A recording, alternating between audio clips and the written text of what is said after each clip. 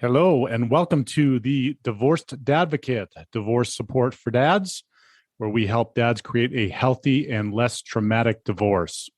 My name is Jude Sandoval, and I'm your host. I created this podcast in the Divorced Advocate community as a result of my own high conflict divorce, and because you as a dad deserve all the resources necessary to thrive through this challenging time. I encourage you to check out our website at thedivorcedadvocate.com, where there are resources that correspond to this episode, as well as free access to our membership community, where you will find live meetings, free workshops and courses, private discussion groups, and more. And now, on to this week's episode. Hello and welcome to the show. Thank you so much for listening today. We've got an important topic that I realize that I have neglected to do any kind of episode or really education or sharing on in the 5 years that we've been recording this podcast. And so my guest today reached out to me and it clicked in my head, and it was a natural to get together and chat with him. But before I introduce him, I want to remind you to go to thedivorcedadvocate.com and check out all the resources that we have there so that you can get the help that you deserve and need. We've got everything from free to paid resources wherever you're at in your divorce, whether you're just contemplating or post-divorce. We've got something that can help you out there. So check it out at thedivorcedadvocate.com. My guest today is a trailblazer in divorce mediation. He's helping couples end their marriages with dignity and financial clarity for over 17 years. As co-founder of Equitable Mediation Services, he brings an MBA in finance and advanced training from Harvard, MIT, and Northwestern to guide couples toward fair, lasting agreements that protect both emotional well-being and financial stability. He launched virtual divorce mediation in 2011, nearly a decade before it became the norm during the pandemic. The results speak for themselves. Equitable Mediation Services has a 98% case resolution rate, which is remarkable and is far above the industry average of 70%. Please help me in welcoming Joe Dillon. Thanks for having me, Jude. Very excited to be here. Joe, thanks for reaching out. Like I mentioned, I have been remiss in not really diving into this. I think we've talked about positives of mediation and finding an attorney and like everything else, but we haven't really dove into mediation and the positives and the negatives and how you get a 98% case resolution. I think I was telling you right before we started recording, I've been in mediation 6 or 7 times, and I'm 0 for 6 or 7. So I'm really curious to know how you got to that too. But before we jump into some of that, just share a little bit about for 17 years now, why you keep showing up to arguing couples every single day and helping them to figure out what they've got going on. Yeah, that's a great question. So a little bit about me. My parents litigated their divorce. So, a therapist would probably have a field day with me because they're like, well, dude, this is totally why you do this. Right. So, yeah. But, they litigated this back in the 80s. And, this was before really mediation was a thing. And so I started thinking about it, right? It's like they fought for years. They spent so much money. And then literally the last time I saw my father, I was 15 years old. I was sitting in the back of a courtroom in the hallway. My parents were like still yelling at each other in the hallway. My dad walked out of the courtroom, and that was literally the last time I saw him or spoke to him again. And then about 5 years ago, I got a letter saying he had died. And so that was it. And when you look at that, when you think about that as dads, dads are important role models and they're important, players in kids' lives. And to not have a dad in my life, my mom, of course, did a great job, did the best she could. But there's roles that dads play that are really critically important. And I just wish that they could have put the lawyers aside, talked to each other as people, like directly, because I was sitting right there, by the way, and said, what do we have to do that's in the best interest of this kid here? Because I'm an only child. So every time when I get, as you said, I get into the room and I get into the space, I think to myself, I want to help couples avoid what happened to me, right? I want them, I say, look, you are not going to be husband and wife anymore, but you're always going to be mom and dad. And that is a role that will not change. So I think that's what keeps me showing up every single day, knowing that there are families out there who are still at the birthday parties together, still sitting at each other at the graduations, can be at the wedding together. I didn't have any of that. So, I Mm. feel like I really missed out. And so that's really the deep answer. Hope that's not too deep for the audience. Yeah, no. Well, I think that adds some credibility as well to that. It's obviously sad that that's what has happened, but I think that many of the dads that are listening can relate to some of that. One of the things Sure. I have noticed in doing this work for so long now, that some of this stuff is generational, right? So, Yeah.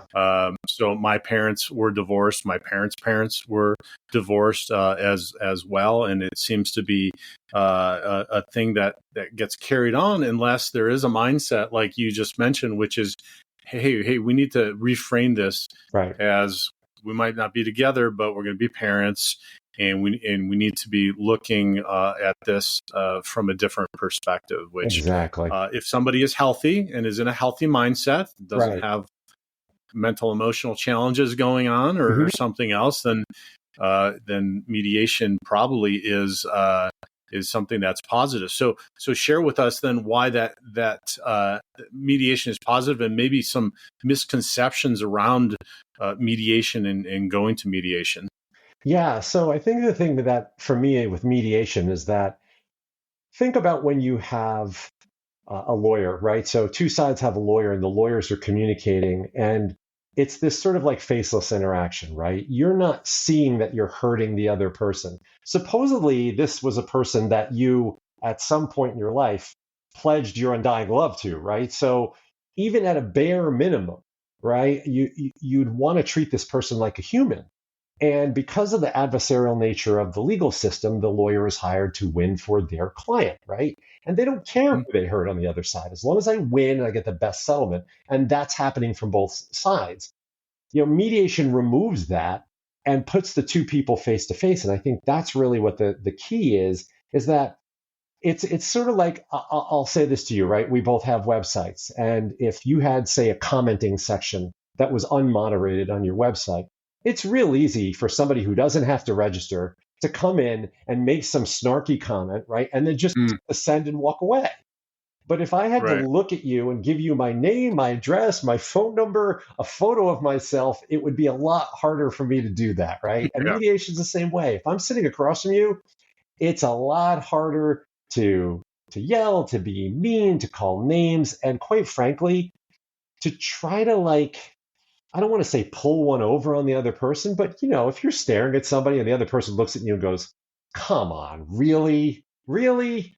You can't good faith, like you said, you have to have the mental acuity, of course, but you can't good faith, say, "Oh yeah, absolutely, that's true. Oh yeah, yeah." It's like, "Yeah, you're right. I'm kind of being a jerk." Like so it takes a lot of the air out of the balloon, a lot of the emotions, and by doing that negotiation direct, you can clear up a lot of misconceptions, get people to treat each other like humans. And I really think that takes the temperature down. And it's really, to me, the key to the whole process.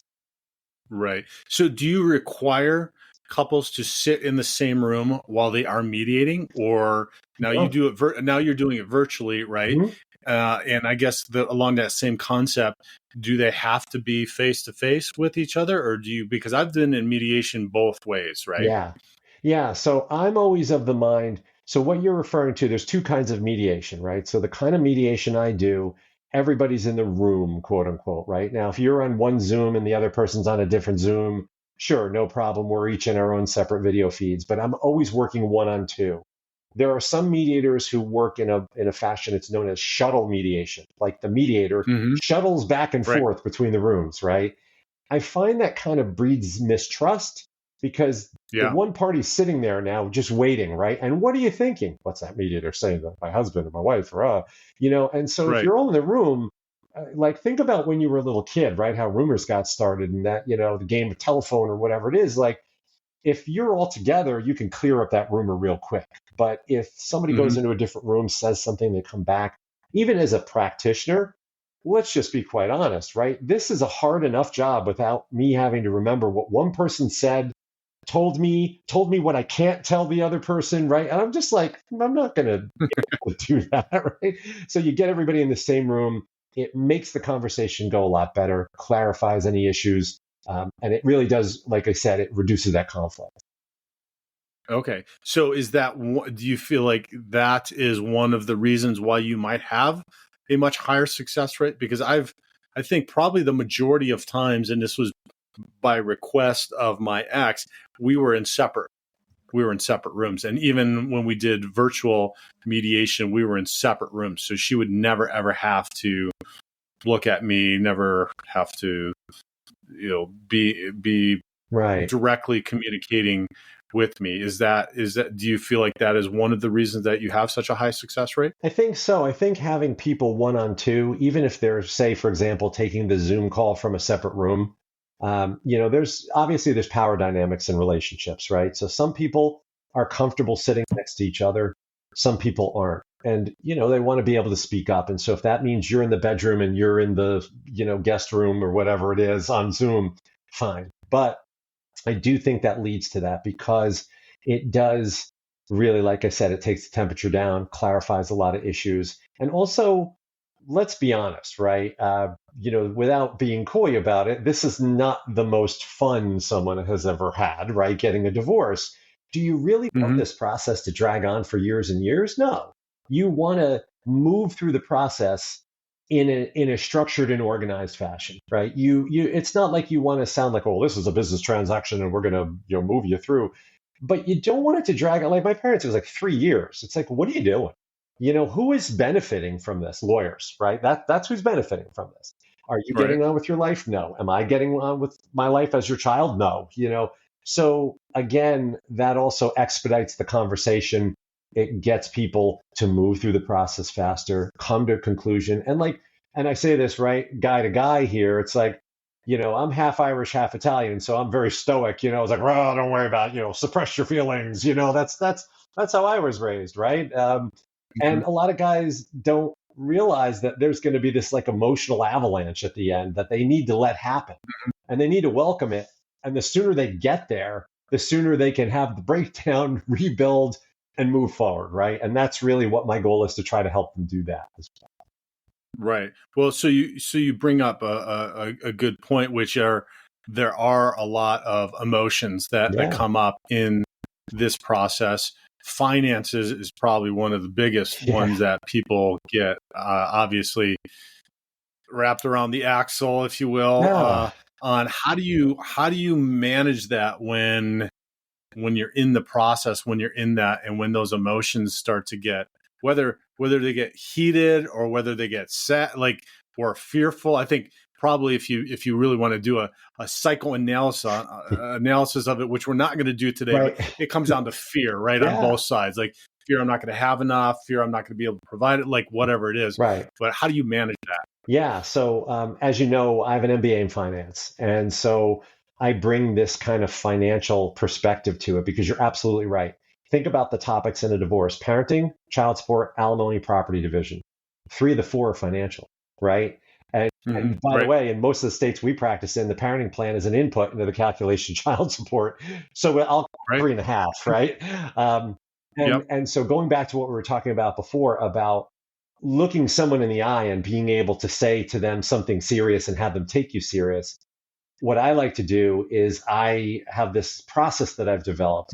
And so I first start people out by preparing these budgets. And so these are budget workbooks of my own design. We do a joint budget, and that shows me what your marital lifestyle looks like. So what that does is it says, look, guys, are you living at your means, below your means, or beyond your means? Because guess what? As soon as you separate households, life's going to get more expensive. And if you were going into credit card debt while you're living together, there's no extra money hiding around for extra alimony or child support, right? So we level that playing field first.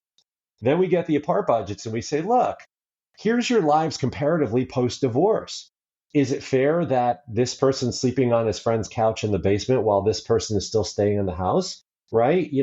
Look at the numbers. This person's spending, I don't know, $7,000 a month. This one's trying to spend $1,500.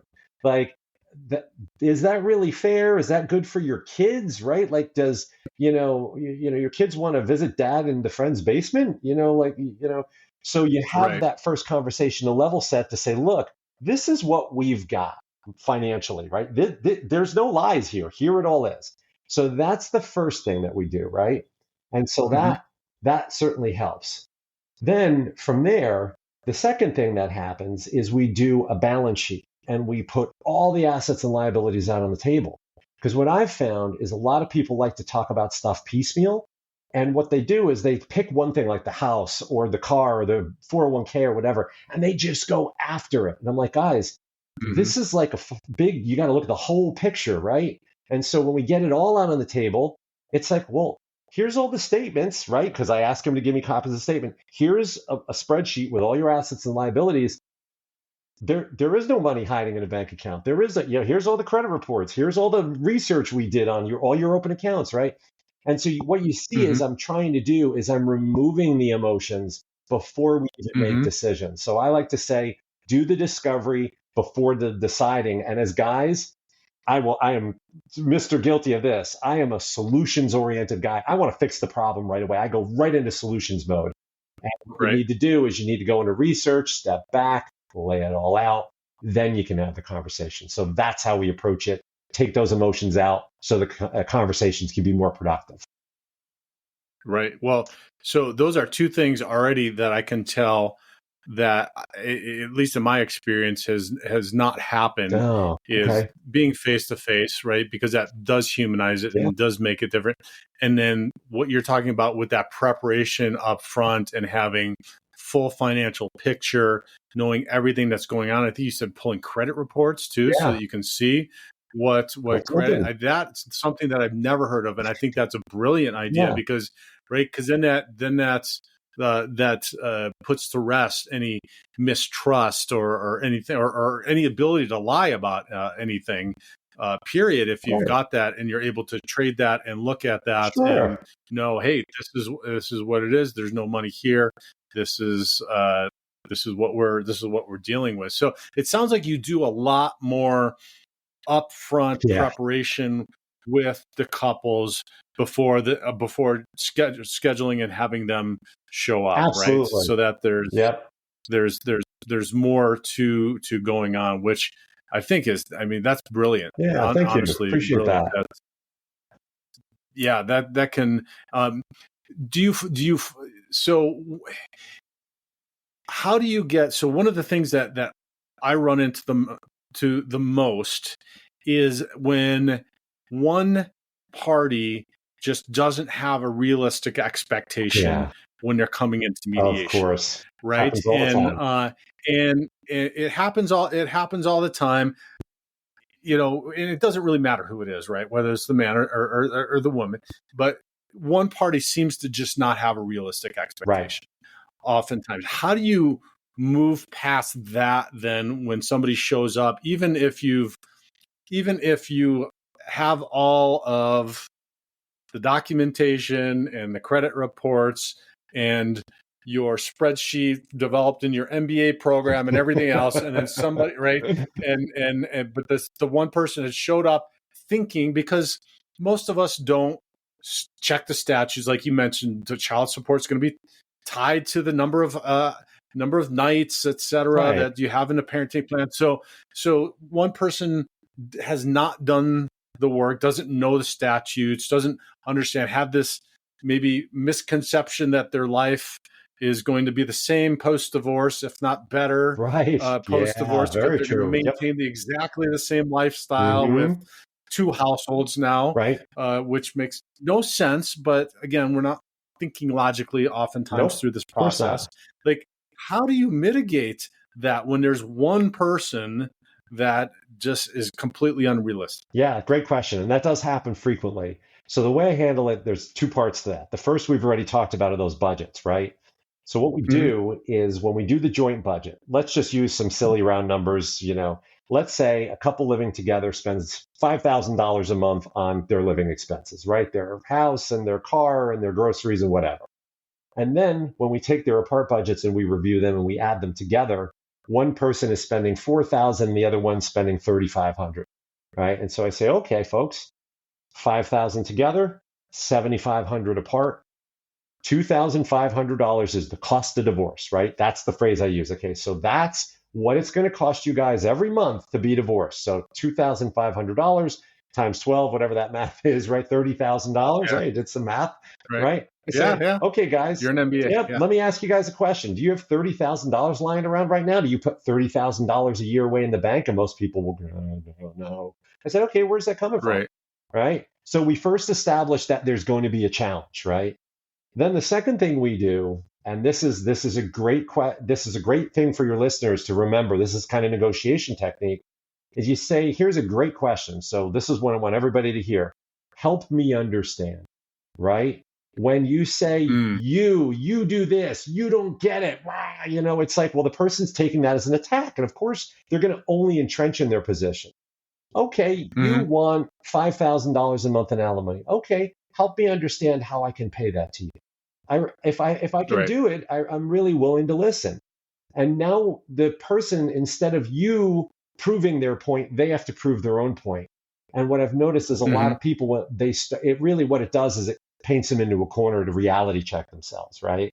And then all Mm. of a sudden they go, well, yeah, you only bring home $4,500 a month. I guess I'm not getting 5,000 in alimony.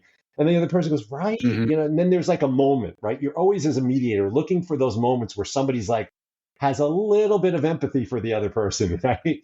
And so that's how we do it. Mm-hmm. And I say, like, hey, listen, I'm all ears, right? I'm neutral. I don't have a horse in this race, but help me understand how that's possible. And then a lot of people, when they start talking it through and trying to explain it and trying to figure it out, they usually can't. And even if they say, I don't care, that's what I want, then the third option, which is what I prefer not to get to, is you say, okay, let's do that. Let's take a look at what it would be like if I pay you 5,000 a month. Here's my budget, right? Take a look at my budget. Do you agree my budget is correct? Yeah. I spend 4,000 a month. Yeah. I bring home 5,000 a month. Yeah. So how do I pay my bills? Right? And then Mm-hmm. again, you're trying to get the other person to say, you know what, that doesn't make sense. Because if you tell them in their head, it makes sense. But you do everything you can to, just like we were talking about that discovery, put everything onto the table and let them come to that conclusion, right? And because I believe in Mm-hmm. my heart of hearts that most people are rational actors, right? Most people are reasonable. It's the circumstances that wind you up, right? Somebody cuts you off Mm-hmm. in traffic. I'm not a maniac, but if somebody cuts me off, suddenly I am, right? And same thing in these Mm-hmm. situations. So in those examples, what you're always trying to do is, sure, I'm listening. I'm willing, as the recipient of that request, I'm willing to give it a shot. Help me understand how that's possible. Let's talk about it. And then you stay quiet and you let the other person try to explain themselves. That's how you do it. Make sense? Yeah. No, that's terrific. And I like that. Help me understand Right. is the phrase. Yeah. And yeah, and if anybody's listening, I think that's a great question to just use through this whole process. Hmm.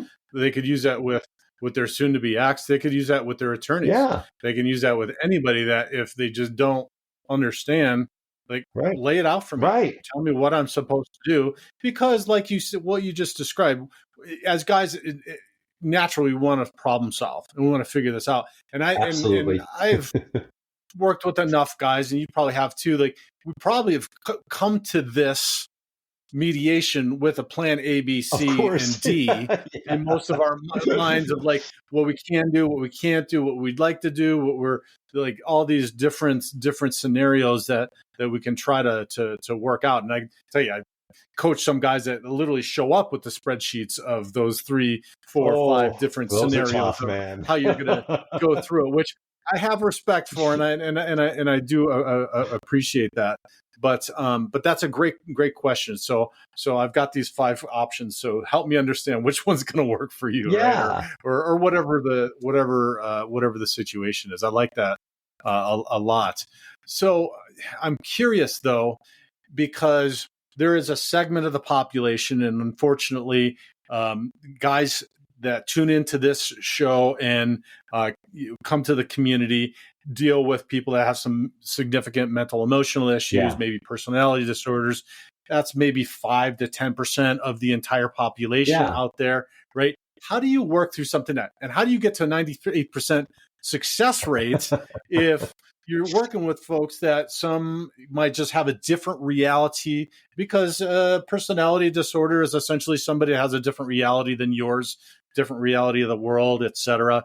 I'm not a clinical psychologist or anything. That's just kind of generally, and you've done enough of this to know they just don't have the reality of what's going on. They have a different reality of what's going on. Yeah. How do you work through some of that stuff?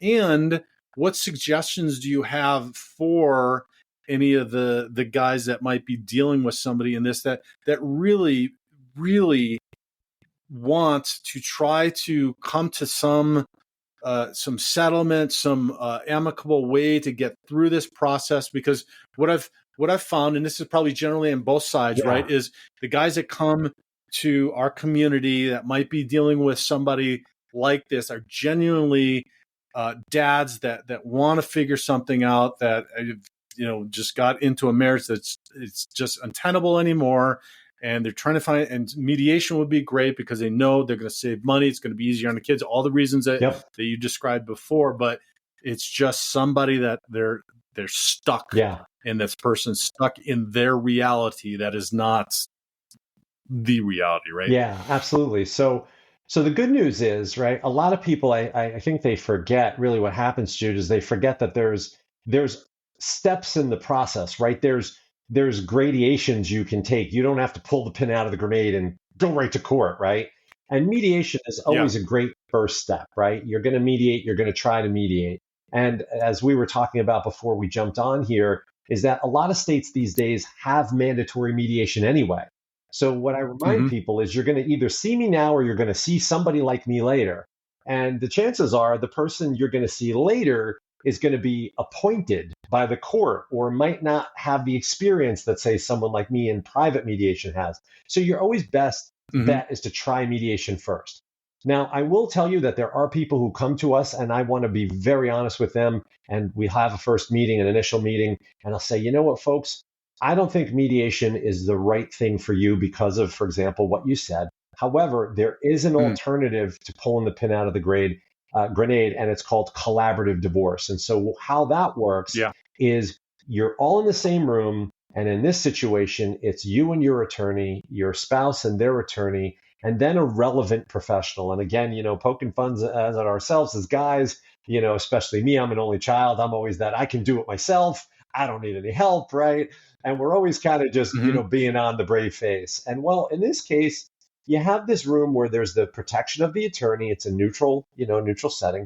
And then you can bring in a mental health professional or a child psychologist or some other qualified, what we might call fifth party, who they're not a mediator, right? But they're there to provide that kind of support and to be able to explain to the individual who perhaps might not be, on the same plane as the other person, what's going on, how understanding how it's impacting them, getting them to understand how compromise works and what they need to do and what's in the best interest of the kids. So even if you can't mediate, I'm a fan of then saying, go to collaborative divorce, get those people in the room, because, look, I can tell you, some of my best friends are attorneys, right? And like you and I, we were just talking about, my background's finance. I am not a mental health professional. You don't want me as your mental health professional. I'm woefully unqualified. And most of my attorney friends will say the same thing. So they say, look, let's get somebody in the room, neutral, pick, both sides can pick, so that they can bridge that gap. And I find that helps a lot. That's a key thing. So if your listeners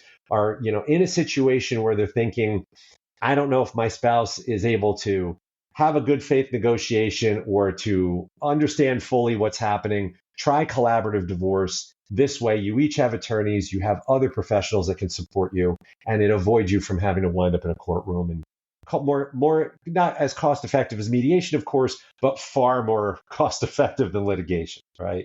So that's what I would say. So have you found that couples that may not be successful in mediation do have success in collaborative divorces? I don't know for sure, only because sometimes, like I said, we're lucky. I can count on one hand the number of clients that have not been able to come to agreement with us. So I can't speak Hmm. definitively about what happens. But the clients that probably we're unable to help should not have been mediation clients in the first place, right? They were not being Hmm. truthful up front and hiding something, some assets or some other situation, right? But I do think they can be if I, as a professional, had to make that regard. Because what's nice about mediation is you can take what you've done. And a lot of times, in my experience, it's usually a handful of issues, one or two issues that are the sticking point. So you don't need to Hmm. start again. Take what you've done in mediation, bring it to a collaborative process. Say, look, we agree on these 95 things. We need help with these five.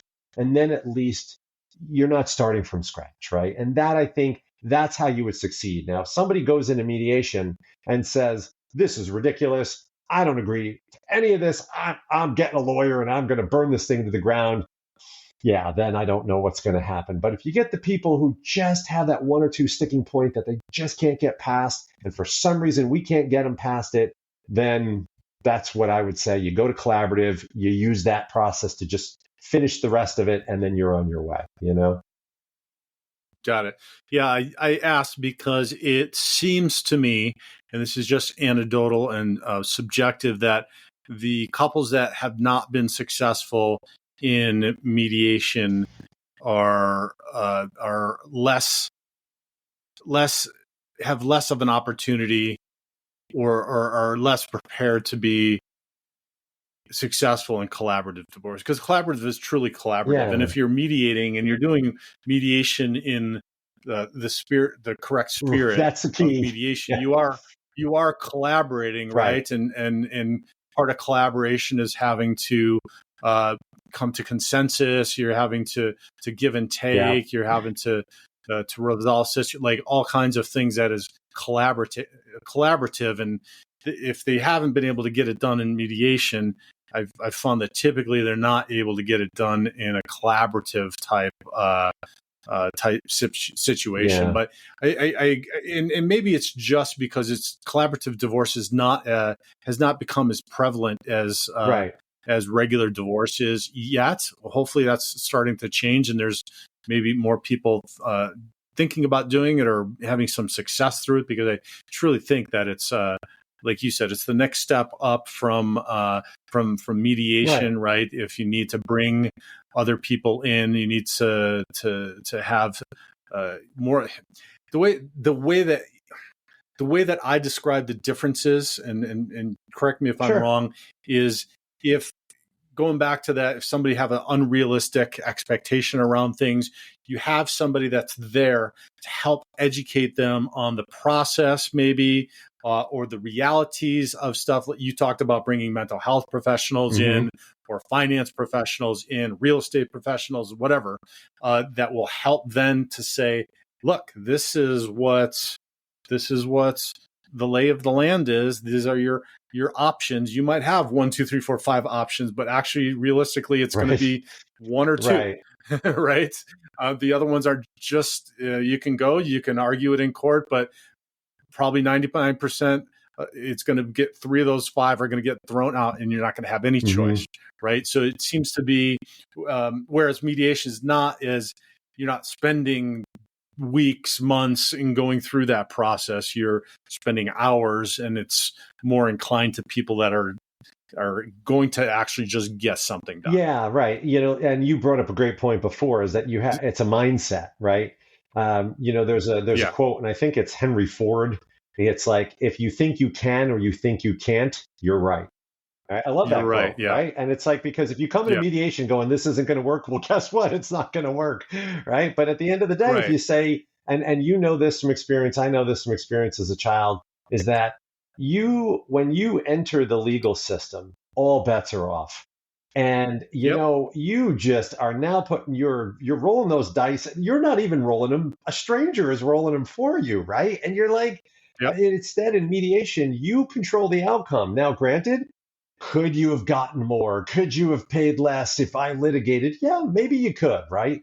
But what's worth it? Is it worth the 50, 75, $100,000 you spent on a litigated divorce? Is it worth the years of your life that you could have been, playing catch with your son, or, going to dance recitals, right? It's like you're going to be in courtrooms. Like sometimes you just have to let it go, and you have to just say, well, that's terrible. That's not what I wanted.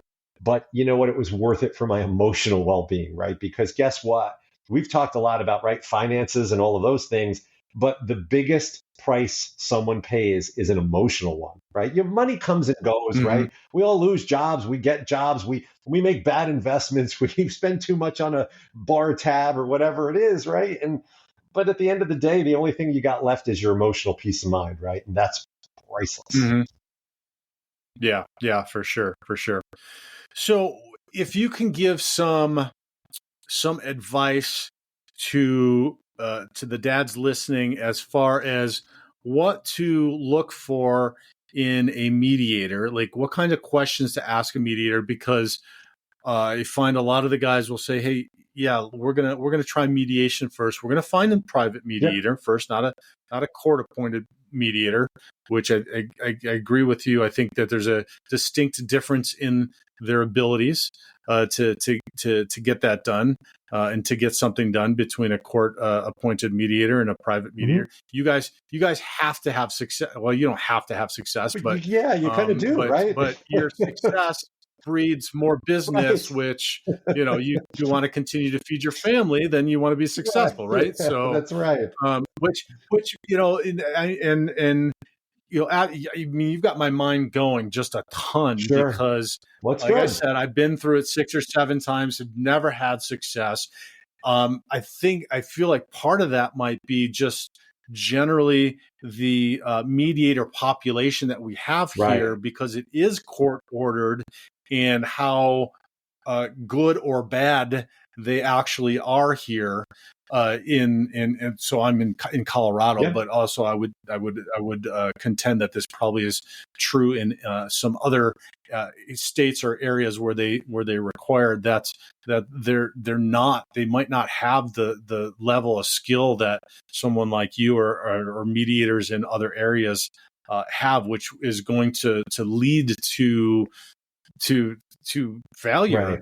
And when that failure happens, okay, so I was going to ask you another question. I'm going to shift a little bit here. So when that failure happens, the challenge I have with doing the mediation without being prepared, like you described, is that it starts everything off poorly. Of course. Yeah. So if you get if you get into a bad mediation and somebody's not realizing, for whatever reason it fails, it seems to set things back as opposed to starting off on the wrong foot. So actually, I can dovetail this into the question I was going to ask.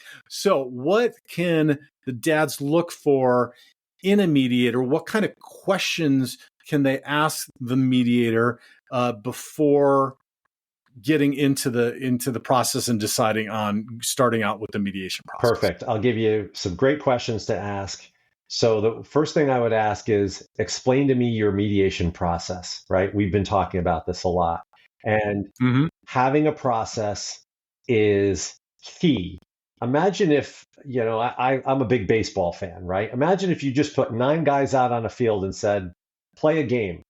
What's the first thing they would ask? Well, what are the rules? Where do I go? Where do I stand? Who does what, right? You want to know, you need a framework by which to operate with it, right?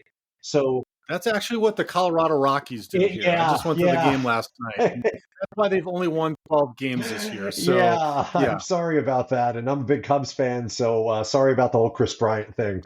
So you can blame me for that, but I would ask, hey, what's your process look like? Do you even have one? Because as we've talked about, right, if you don't have a process, things can spiral pretty quickly. So that's question number 1. Number 2, what's your case resolution rate, right? You got to be hitting at least 70%. That's industry average. That's a C. If you're getting into 80, you're getting into 90, that's solid, right? That's good. So what's your case resolution rate? What's your training look like? That's a third question. So what I would say to your listeners, and this is terrifying for a professional like myself, is if, Jude, you decided one day, you know what, I talked to that Joe Dillon guy. He seemed pretty cool. I'm going to take this 40-hour mediation class at the Holiday Inn this weekend, and I'm going to get myself a business card. That is literally all you need to do to become a mediator in most states, right?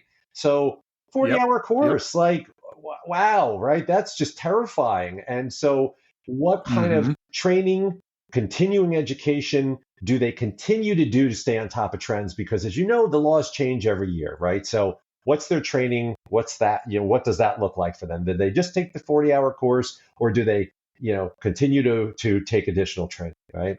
And then I'd also talk to them Yep. about their fee structure, because here's another Okay. thing that we do. So we're pretty unique in this sense. We offer a flat fee, and people can have as many sessions as they like within this time frame, right? We call it this mediation roadmap. So in effect, what we're Okay. doing is we're putting our professional reputation on the line and saying, this sounds like a game show almost in a weird way, right? I can get your divorce negotiated within this period of time for this price, and if it goes, then it's on me if I screw up, right? And so Yeah. when you're Yeah. billing hourly, there's no incentive for that professional to resolve your issues. I mean, that's the model. Yeah. That's okay. I get it. That used to be the model, but that's broken. I don't want to, I'm not an ATM, right? And so I want to know, Uh-huh. how long is it going to take? How much is it going to cost? What am I going to get? And so we tell people that right up front. And if somebody can't tell you that, if they're not confident, that says, look, and this is where we get to say, we say between 10 and 14 weeks, you could finish your whole divorce mediation. Now, not the court process, right? Because you're at the mercy of the courts and, filing it and all. Right. Yeah. But, you can get your Mm-hmm. whole substantive agreement negotiated within this time period. Like, I can give you a 98% chance that's going to happen. If I said to you, hey, Jude, you played the lottery, I got a 98% shot of winning. Would you play? Of course Yeah. you would, right? And Yeah. I'm saying to you, I'm even putting it on me, saying that if you need 2 sessions, 4, 6, 8, we're making progress, you're still paying the same price. That's on me, right? I'm willing to do that. And so I think if that combination of, your training, your process, your fee structure, right, your professional societies that you belong to, your engagement, all of those things kind of Mm-hmm. come into play. And I can tell you from experience, a lot of times people, one thing I would not concern myself with are online reviews, because Yeah. right, Right. in a Yeah. divorce, first of all, who's going out publicly and saying that was awesome, right? That's the best Yeah. divorce Right. ever. I love that guy, Joe Dillon. He's great. They're not doing that. And the ones Yeah. that are mad. They're angry about something. We have like 3 reviews somewhere in Google, I think, right? But we do ask Yeah. people to fill out an anonymous survey after they're done with us, and we pull quotes from it. And so someone else should also be able to say, look, I can't give you referrals or references, right? Hey, Jude, I got your phone number from my mediator. Can I talk to you about your divorce? You'd be like, what? Right? Yeah. So, Right. but they should be able to at least say, look, here's a smattering of feedback we've gotten, and here are the things that people mention, and you'll notice patterns, right? So I think that's really what I would say, those questions, and to avoid online reviews, because really they're just really not accurate these days when it comes to this topic. So I hope that helps. Okay. What about people that are in states or areas where there is court ordered mediation? Would a question like, what percentage of your business is court appointed? What percentage of your business is attorney referred, and what percentage of your business is Mm-hmm. private? Would that be a good question to ask too? Because I got to tell you, Joe, like I the phrase "you don't know what you don't Exactly. know." Yeah. I I feel like Yeah. that, and talking to you now in just this 45 minutes that we spent together, that you've raised a whole bunch of new questions, but of things that could help everybody in general if they knew this, but the guys that are listening to have some more success up Right. front with a mediator, right? Because what you've described has not ever been an experience that I've had in the 6 or 7 times Sorry that to I've hear been that. Yeah, in really, I am. mediation. I've literally had mediators after the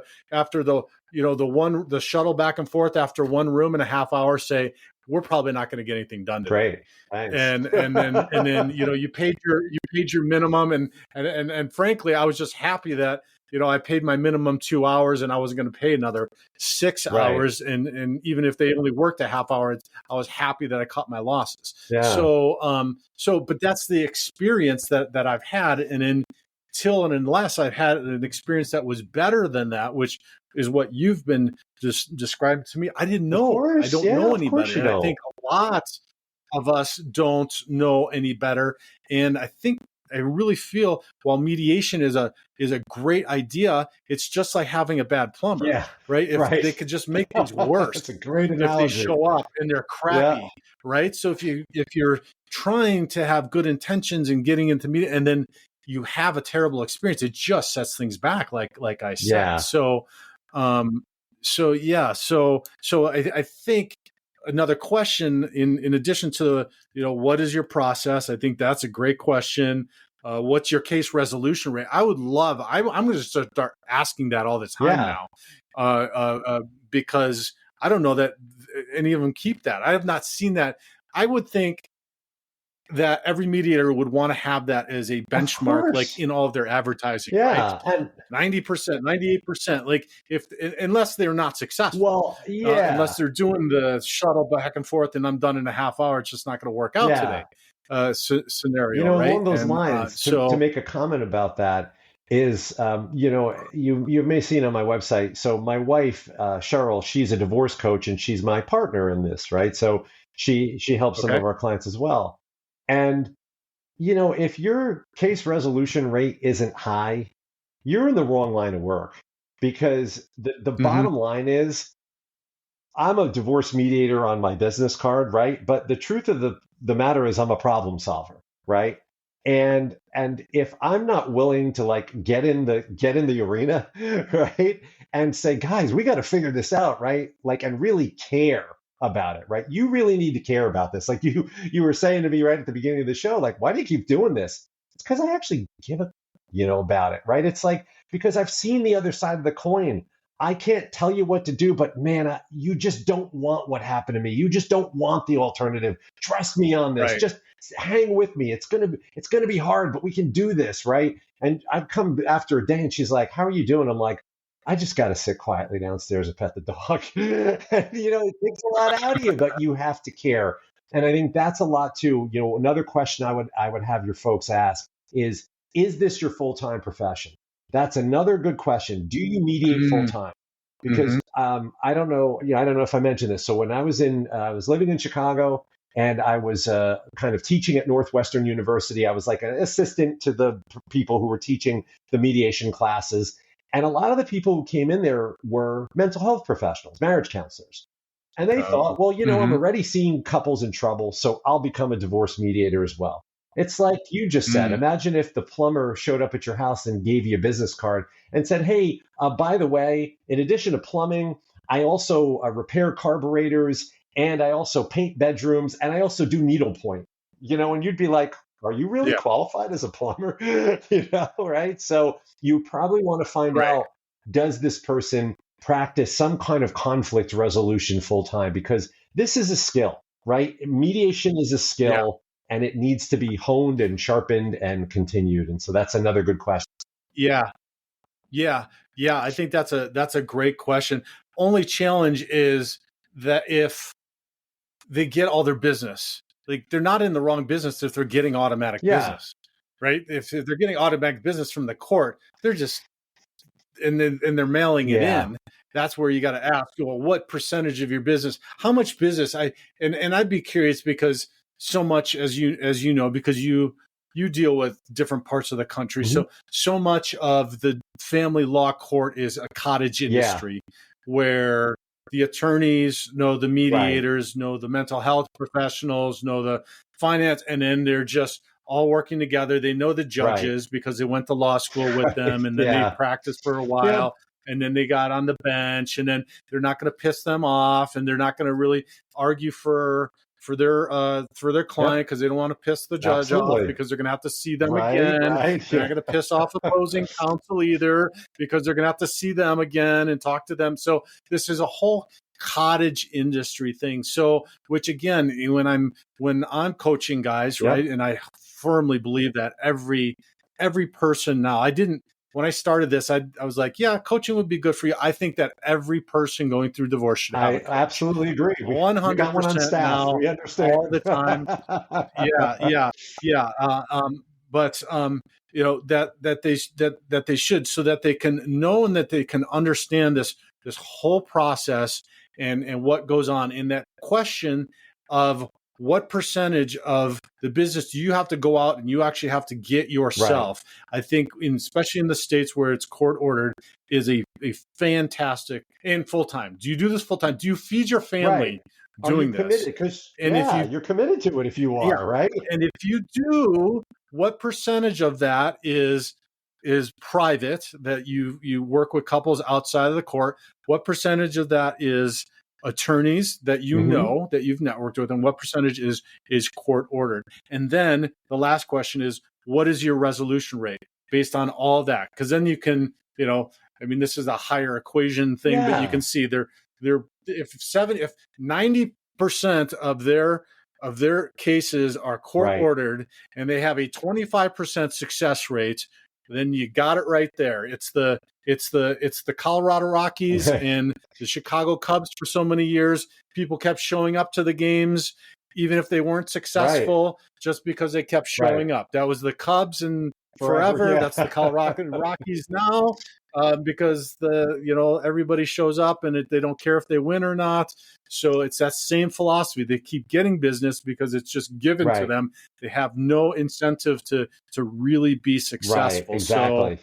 Yeah, that's, I think those are great questions that you ask, and that leads me into to just re-emphasizing, because I do with the guys all the yeah, time, is that you're in charge right. of this Absolutely. process. That's a great point. Get Yeah, educated, ask the questions, don't bury your head.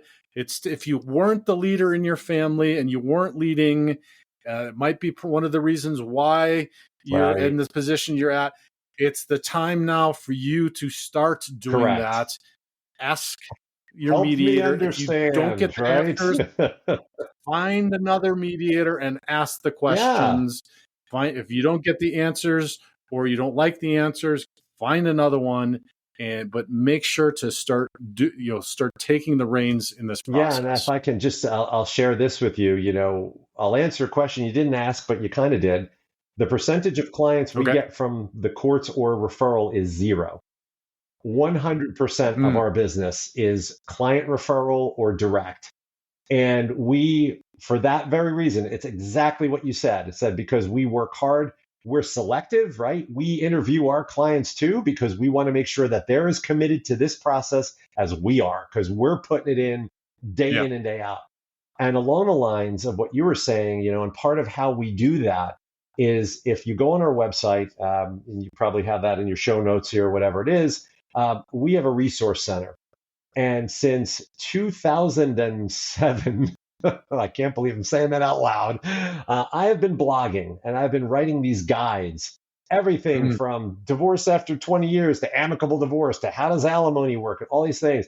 And that's how people find us because we feel very strongly that you need to get educated on this process because I'll just, I know everybody's listening, so it's not really a secret.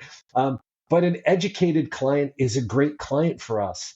They come in with realistic mm, expectations. They come in with a sense of how things work, right? They don't have to have all the answers, but they have enough information to know sort of what they don't know, right? And they can ask the intelligent questions. So our philosophy has always been to invest in people and educate them. And if they work with us, great. And if they don't, that's great because, we get visitors from all over the world and we're only practicing in 6 states.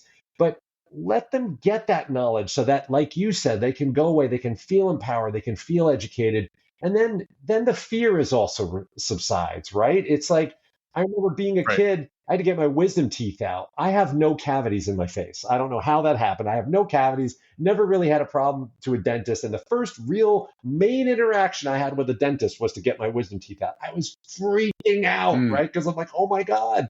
And then like 2 hours later, I'm eating SpaghettiOs. I'm like, well, I freaked myself out over this, right? If I had known, right? So same thing. Get educated, reduce the fear, reduce that reactivity, work with a coach like yourself, and then and get through the process, Colin. That's really key, key, key. Yeah, perfect.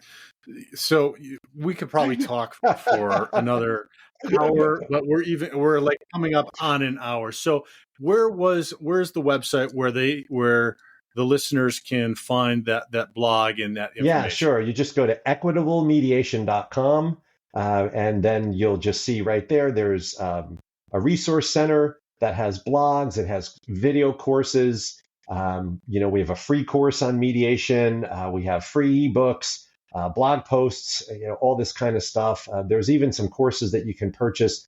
I put together a whole negotiation course on how to negotiate a divorce, right? Not fill out the court forms and all of that Okay. stuff, but how to actually get into the room and negotiate with your soon to be ex, right? What are all the things that I, as a Mm, mediator, do, whether clients know it or not?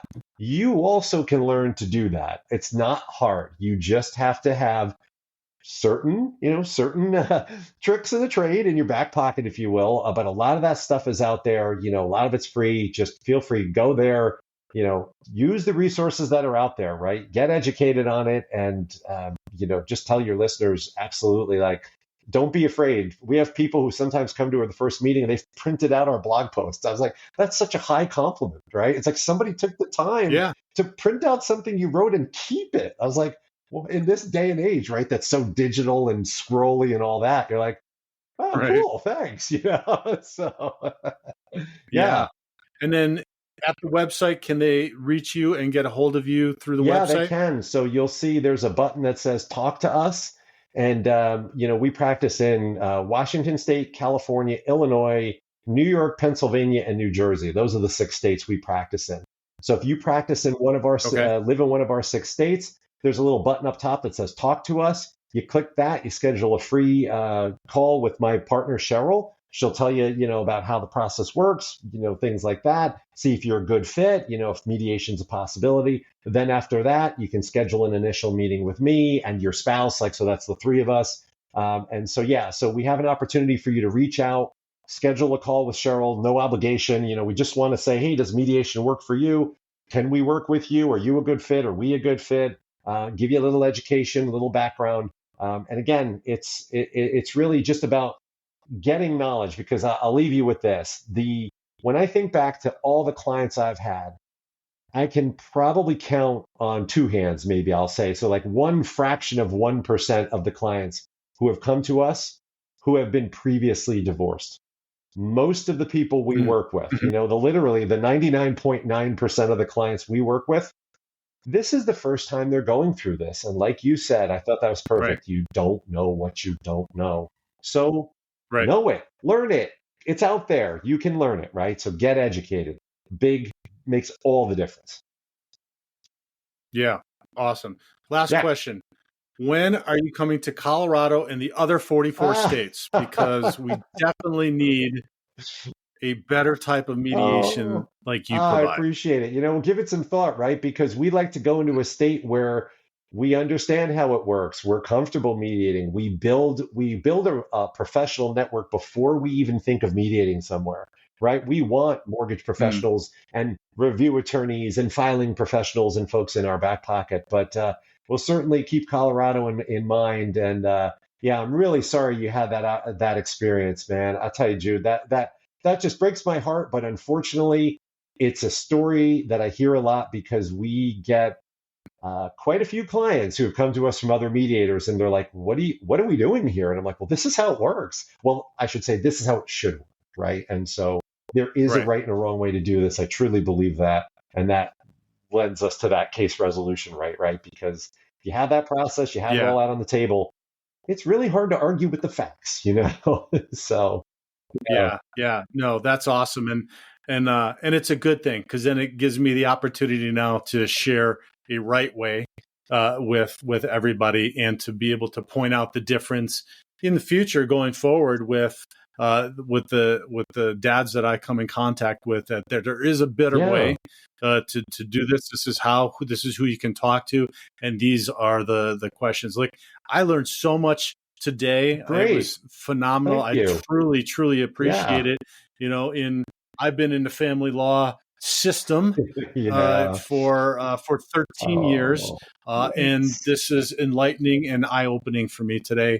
And I hope it was for everybody else that listened. Joe, I really appreciate what you're Thank doing. you. Really appreciate the professionalism and the wisdom and the conscientiousness that you bring to doing what you do. It's obvious when in talking to you and hearing you speak. So having professionals like you in the system gives me hope and helps me to tell Good. guys, yeah, mediation is a It good is. thing. Find somebody like Joe and Equitable, and it can be a good That's great. Well, experience. So thanks. thanks for being here. I sincerely My appreciate pleasure. it. Thank you.